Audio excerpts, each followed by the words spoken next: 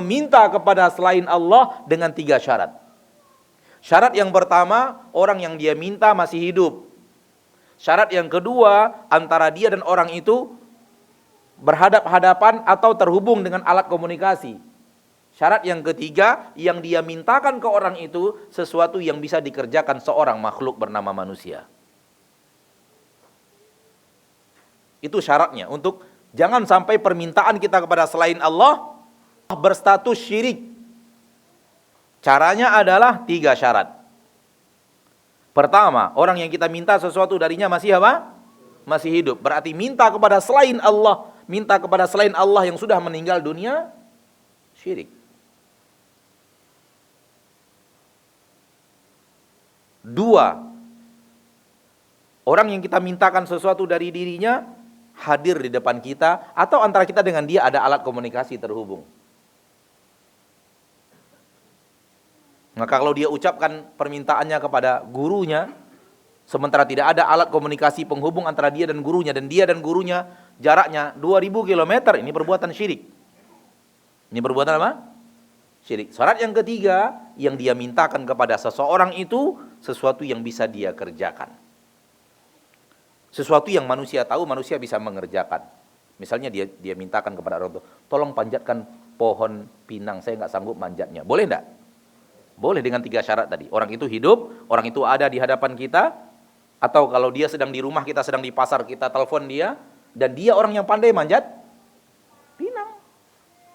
Atau kita mintakan, tolong buatkan saya rumah. Ini tidak permintaan syirik. Kenapa? Karena ada terpenuhi 3 syarat. Namun kalau tidak terpenuhi salah satu saja dari 3 syarat ini, atau apalagi ketiga-tiganya, maka itu adalah permintaan yang bersifat apa?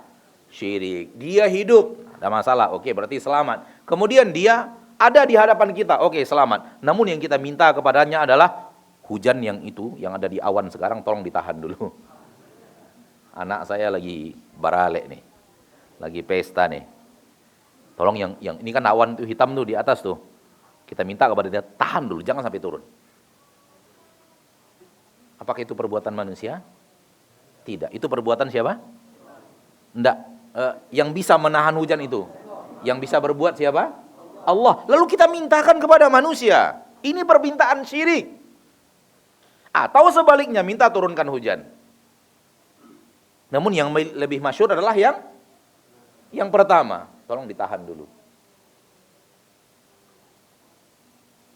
Lalu kemudian dia pun berkomat-kamit di kamar sendiri dengan syarat-syarat yang dia minta, dan Allah takdirkan memang hujan awan yang hitam itu, yang benar-benar tadi sudah hitam, tidak ada satu tetes pun air tumpah. Kita katakan mantap, memang sakti ini orang.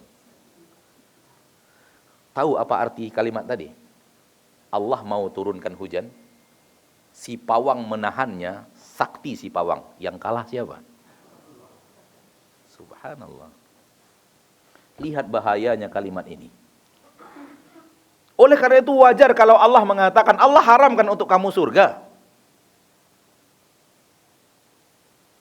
Ia membuat Allah lemah. Tanpa ia yakini memang, bukan itu keyakinan, tapi konsekuensi dari keyakinannya, Allah loh yang kalah. Allah mau turunkan, pawang mau nahan. Yang menang, lalu yang kalah siapa?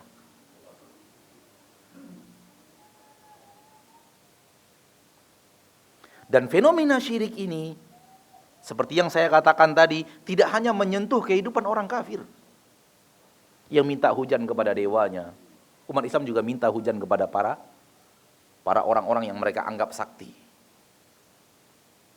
Minta hujan kepada orang-orang yang sudah mati. Permintaan syirik. Ketika Nabi Muhammad hidup, ada orang yang lebih mulia dari Nabi Muhammad SAW?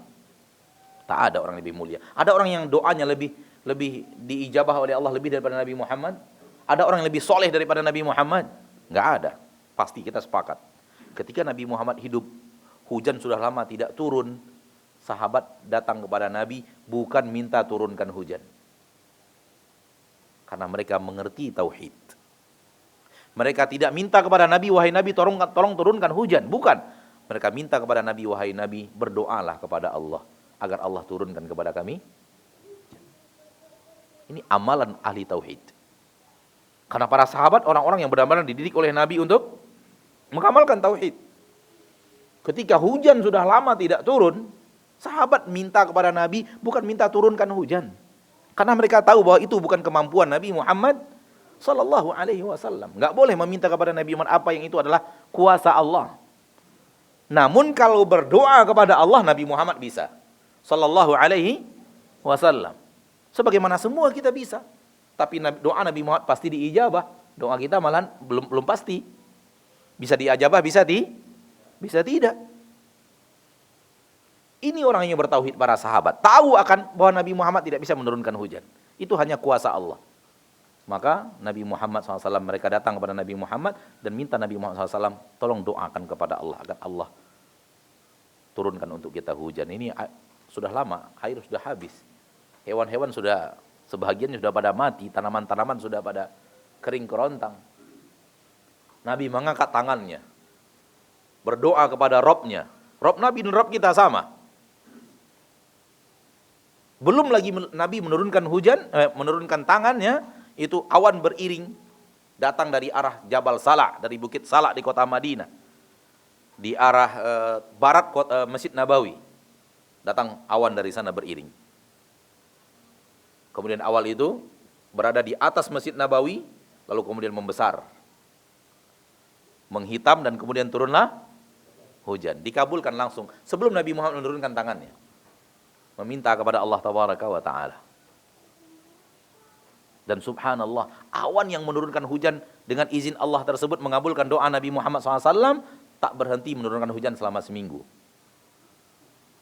Hari yang sama, minggu depannya, orang itu datang lagi, ya Rasulullah, terlalu banyak air. Berdoalah kepada Allah agar Allah menghentikan hujan. Itulah manusia. Akhirnya Nabi berdoa lagi kepada Allah. Minta kepada Allah, ya Allah turunkan di sekitar kami, jangan di atas kami. Maka awan yang tadi besar di atas kota Madinah mulai berlubang dari tengahnya.